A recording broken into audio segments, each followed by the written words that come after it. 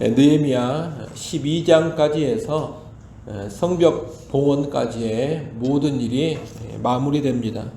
느헤미야 13장은 그 후에 있었던 느헤미야의 추가적인 개혁을 말하고 있습니다.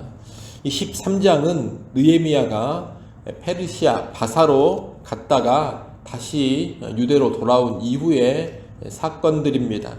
느헤미야는 유다 총독으로 12년간 있었습니다. 그리고 다시 페르시아로 돌아갔다가 이후 왕의 허락을 받아 다시 예루살렘으로 돌아옵니다.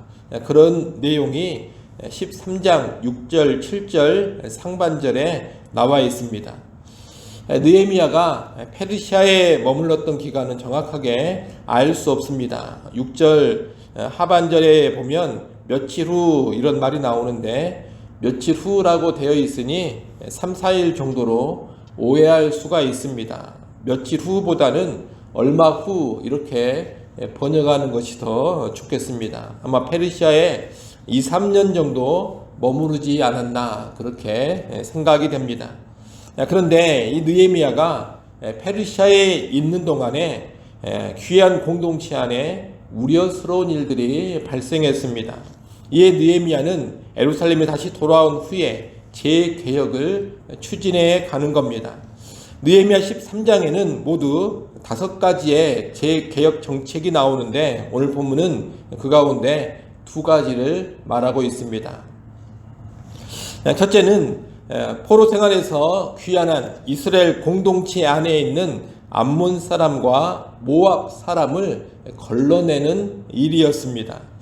1절에 보면 그날이라고 나오는데 이 그날은 불특정한 시점을 가리키는 말입니다.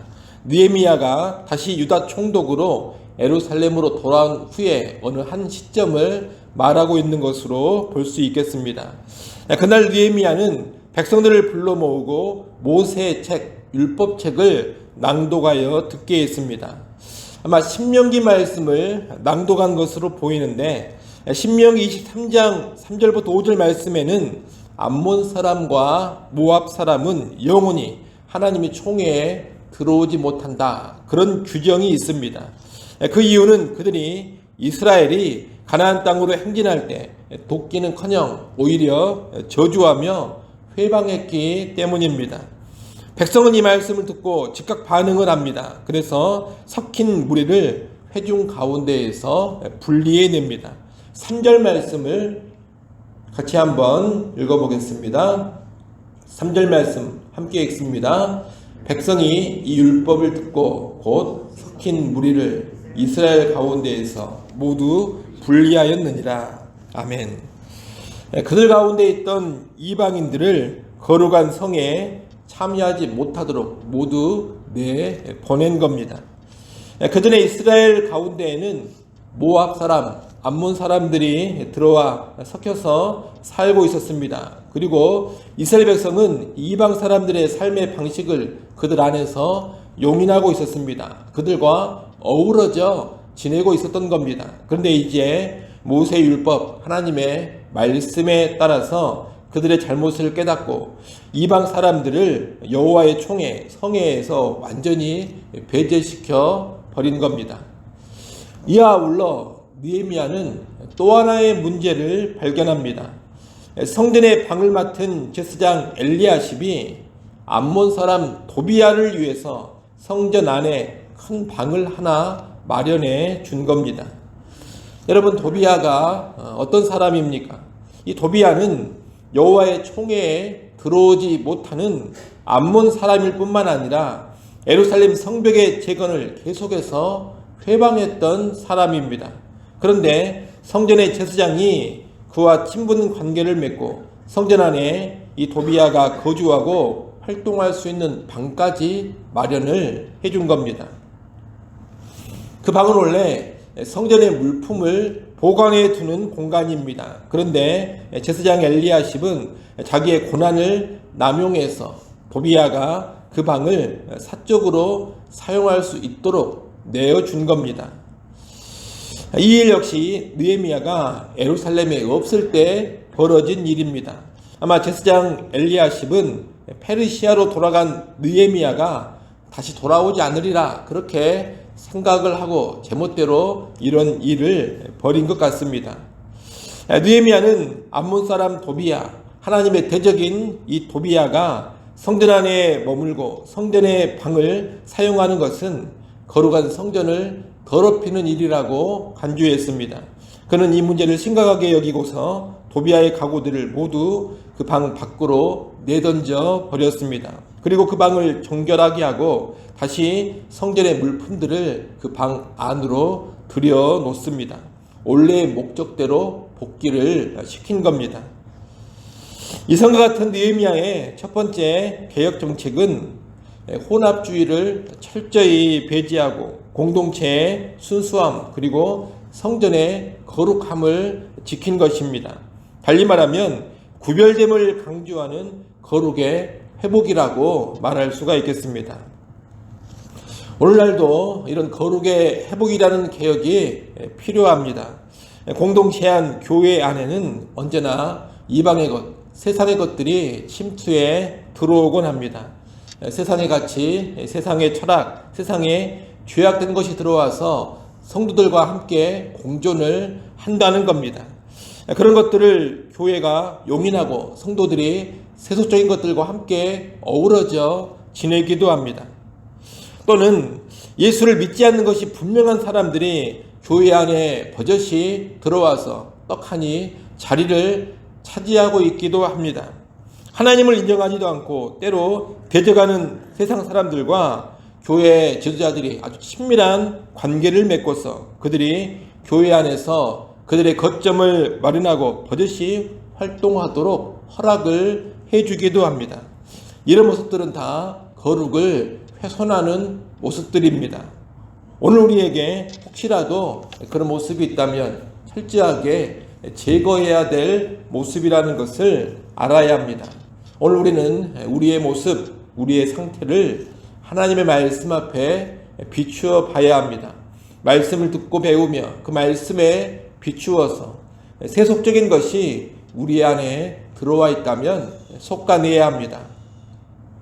그리고 교회 안에 부당하게 들어와서 활동하면서 교회의 거룩함을 훼손하는 불신자들이 있다면 그들 역시 분별해서 솎아낼 줄 알아야 합니다. 그런 모습을 통해서 교회의 거룩이 회복되고 교회의 교회됨이 유지되는 겁니다. 우리에게는 이렇게 거룩을 추구하며 거룩을 회복하는 모습이 꼭 있기를 바랍니다. 느헤미야가 행한 두 번째 개혁은 레위인들의 처우를 개선하는 일이었습니다. 느헤미야가 돌아와서 또 보니 성전에서 제사를 돕고 섬겨야 될 레위인들이 보이지를 않았습니다. 이유를 알아보니 레위 사람들이 받아야 될 몫을 주지 않아서 생계가 곤란해진 이 레위인들이 각각 자기 밭으로 도망을 가버린 겁니다. 레위인들이 생계가 막막해지니 성전에서 섬기는 일을 포기해버리고 밭으로 가서 농사를 지으며 먹고 살았다는 겁니다. 성전의 제사장들은 그래도 제사를 드리게 되면 제사 제물의 일부를 제사장의 몫으로 가질 수가 있습니다. 그런데 이 레위인들은 백성이 11조나 헌물을 드리지 않으면 가져갈 몫이 하나도 없습니다. 그러니 제사장들은 성전과 제사가 유지되면 어찌됐건 그럭저럭 생활할 수 있지만 레위인들은 11조나 헌물이 없으면 도저히 생계유지를 할 수가 없는 겁니다. 그래서 이 레위인들이 다 성전을 떠나버린 겁니다. 이에 대해 느헤미야는 민장들, 행정관리들을 불러서 꾸짖습니다. 11절 말씀을 한번 보십시오. 여러분이 11절 말씀 한번 읽습니다.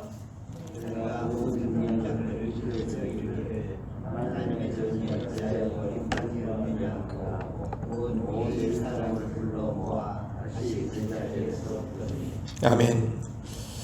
그들은 성전이 잘 운영되도록 관리해야 될 책임이 있었습니다. 그런데 레위인이 다 떠나버리고 성전 운영이 망가지도록 방치했습니다. 그 일을 느헤미야가 꾸짖은 겁니다.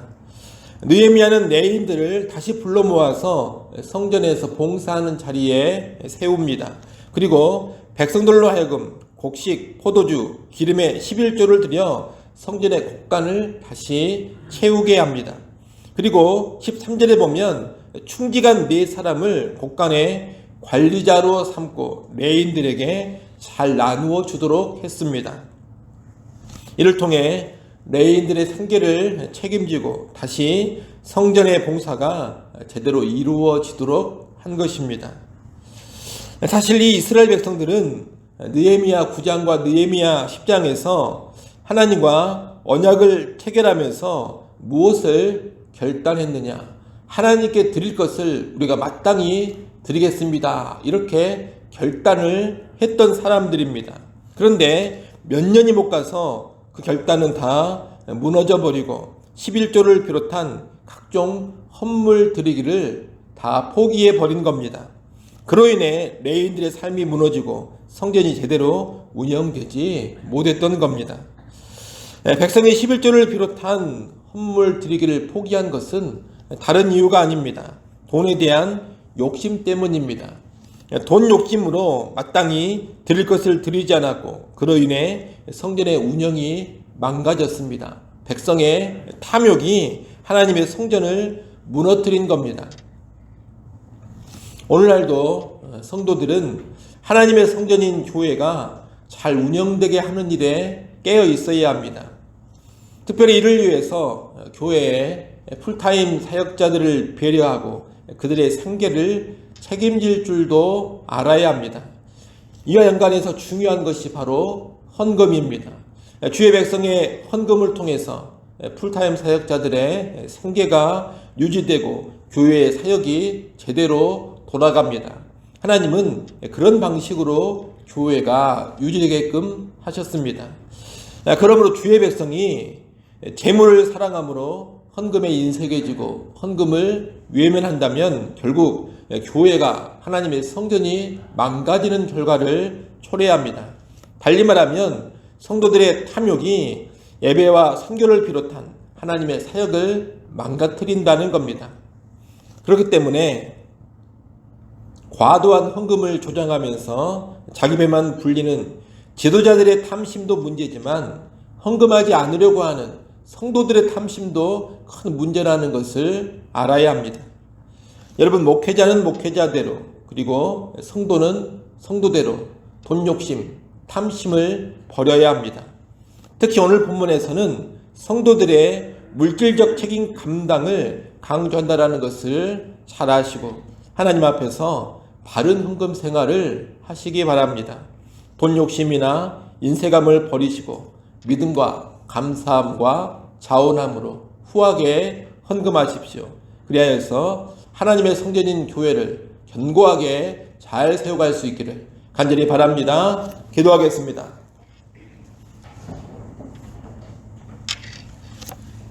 하나님 아버지, 느헤미야의 개혁의 모습들을 보았습니다. 오늘 우리도 하나님 말씀에 비추어서 교회 안에 들어온 세속적인 것들을 잘 분별하고 제거해 가게 하여 주옵소서. 교회 안에 믿음이 없고 하나님을 섬기지도 않는 자들이 자리를 차지하는 이들도 철저히 분별하여서 제거해 가게 하여 주옵소서. 오직 하나님의 교회는 거룩함으로 세워져 갈 수 있도록 늘 깨어있는 성도들, 지도자들 되게 하여 주옵소서. 또한 돈 욕심을 버리고 바른 헌금 생활할 수 있기를 간절히 바라고 원합니다. 바른 헌금 생활을 통하여서 사역자들을 잘 후원하게 하시고 이를 통하여서 하나님의 성전인 교회를 견고하게 세워가게 하여 주시옵소서. 아버지 하나님, 이 시간 하나님 앞에 나와 엎드려 기도할 수 해주셔서 감사합니다. 믿음으로 기도하게 하시고 모든 염려와 걱정과 근심을 내려놓고 하나님을 바라봄으로 평안 가운데 기도하는 시간 되게 하여 주시옵소서. 기도의 제목 들으시고 선한 응답 허락하여 주옵소서. 주일입니다. 모든 성도들이 하나님 앞에 기쁨으로 나와 예배하게 하여 주옵소서. 예배 요원들을 성령으로 충만케 하여 주옵소서.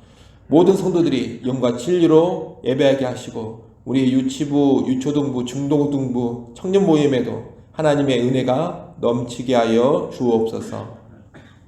예수님의 이름으로 기도드리옵나이다. 아멘.